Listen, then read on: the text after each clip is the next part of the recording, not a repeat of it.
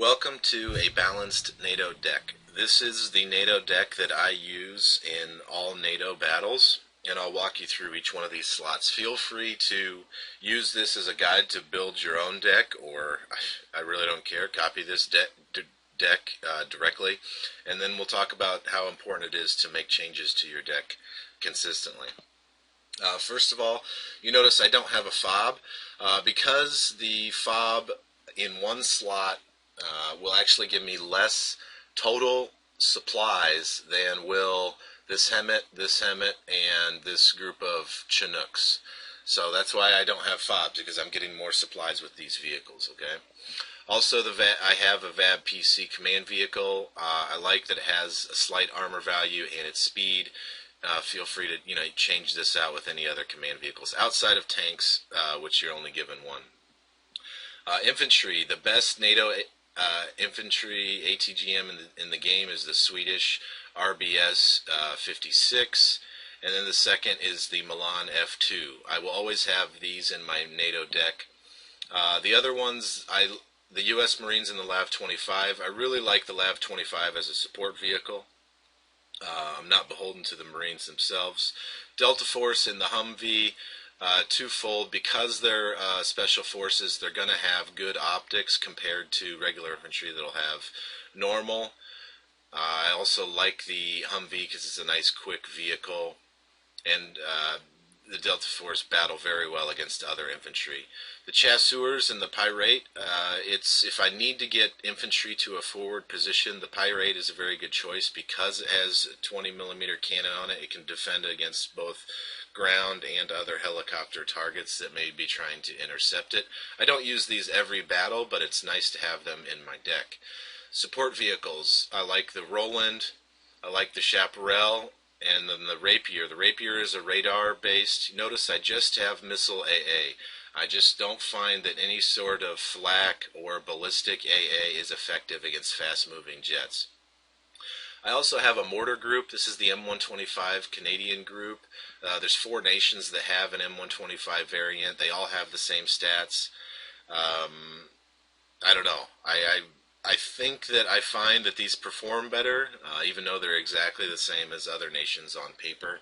And you could take these mortars out in favor of, for example, some sort of artillery piece.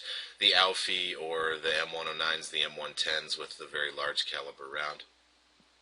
The tanks, I will always have the M1A1 Abrams in my deck. For my play style and setup, it's the best heavy tank in the NATO arsenal. And then the M1IP Abrams is just basically another very superior heavy tank that I can put in there. You could replace this with an exceptional heavy tank like the Leopard 2A4. I wouldn't go with the Challenger just because of the Challenger's slower fire rate. And then these STRVs, I recently put them in my deck. They have an exceptional fire rate of 15 rounds a minute, and their size profile is small, so the enemy is going to have a very difficult time to hit these tanks. And if I'm going against an enemy with 2 M1 Abrams, 2 M1 IPs, and 3 STRVs, if my STRVs are slightly in front of my heavies, the enemy tanks are going to be aiming at this STRV, and with its small profile and 12 front armor, these are going to A, soak up the damage if they do get hit, and B, they're less likely to get hit. And then I have the Scorpion light tank. You could also put the Cougars in here, but this is a flanking tank. It's a fast-moving, relatively cheap tank that you're not going to be too concerned about the losses on it, and you can send it on flanking missions. With recon, I like to have a good cheap recon vehicle that it can get to the battlefield quick. This travels about 90 kilometers an hour. The Marine Jaeger I have in my deck, as they're a Special Forces recon unit, and they have exceptional stealth and very good optics. And one more thing about these guys is that they travel 33 kilometers an hour on foot, compared to other recon infantry units that travel 27 kilometers an hour. Well, you say, what's the difference? Well, it's about a 15% difference. And what I do is I deploy these guys and then walk them ahead of my armor column. So the faster they move out in front, the faster I can attack my enemy while he's regrouping. I really like this Little Bird Cayuse helicopter. Just because it's nice to have right above your lines a recon helicopter. A lot of times this will lure in an enemy jet to try to take it out, and this Cayuse is sitting right above your AA net. And then finally the M3 Bradley recon vehicle with 12 ITO missiles. It's very effective. I put it right there on the same line with my heavy tanks, so that I know I always have recon on the field, and it's got a really nasty missile. And then the Bushmaster is exceptional at clearing out any infantry that's walking towards my lines or in the woods at an ambush position. The vehicles, I like the Humvee ITO over than the ITO Jeeps because it carries 2 more additional missiles. I like its road speed. And then the Striker, I like the amount of missiles that the Striker holds. I believe it's 12. You could also, in this AMX HOTS, VAB Mephistos, ITWs, M150s, anything like that, a missile carrier will do fine in the vehicle slot. For the helo, almost any helicopter will do just fine. I like the AH-1F Cobra because of its tow missile and rocket capability. I can bring that out quickly, either to support my attacks or defend against an enemy push. In the plane sector, I'll probably always have the Super Etendards in my deck. I like the stats that the missile carries. You score a direct hit on the side of an enemy heavy tank and it's done. And I'll fly those in with the Raven. The Raven has very good stealth.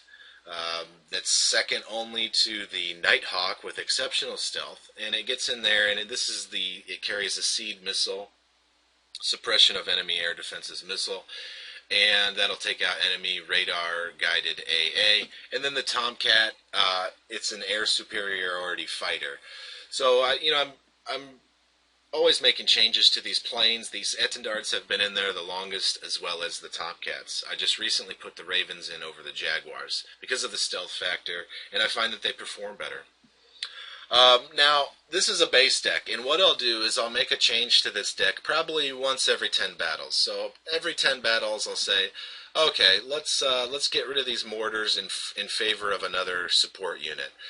And then I'll say, okay, let's get rid of these 10 battles later. Let's get rid of these chasseurs and pirates in favor of another type of infantry helo. I'll say, 10 battles later, I'll say, let's get rid of these VAB command vehicles in favor of a Jeep command where I can bring 7 out onto the battlefield. I'll say, okay, these Marine Jaegers are great, but how about the Danish Jaeger Special Forces, which have the same stats and they're a 10-man unit instead of a 5-man unit? And I'll say, okay, the Humvee ITOs, let's try the ITW, right? The Cobra's nice. Let's get a Seahawk in there because I really need some more. There's a lot of enemy tanks, heavy tanks that I'm encountering, and I really need something that can, like a Hellfire missile, that can take them out. So you constantly want to evolve your deck so that your enemy, you don't become complacent, first of all, and your enemy is always going to be caught off guard by a new unit. It forces you to learn about new units. And finally, you'll find that Wargame is constantly, consistently making balance changes.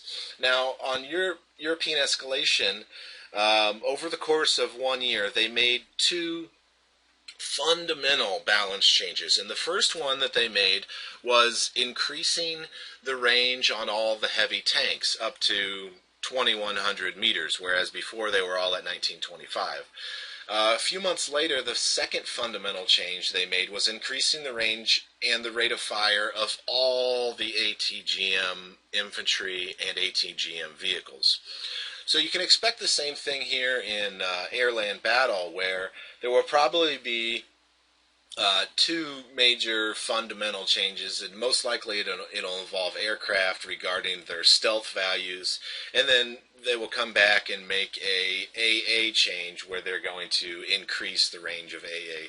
So you can expect that. So what I'm saying here is don't don't have a deck and become so beholden to it that when there are balance changes made, you refuse to take a unit out of your deck. For example, if this STRV, if they made a balance change that took this size from small up to big, I would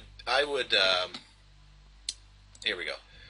From the STRV, if they made a balance change taking this from small to big, I would take this unit out of my deck immediately. I wouldn't become so beholden to this and so reverent to this that I wouldn't change it. You have to be able to make changes.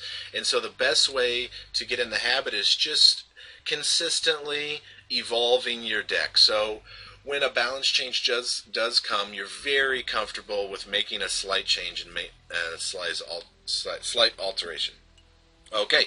Hey, thank you very much. Everyone have a great day. And then the next episode, of course, will be a balanced, packed deck.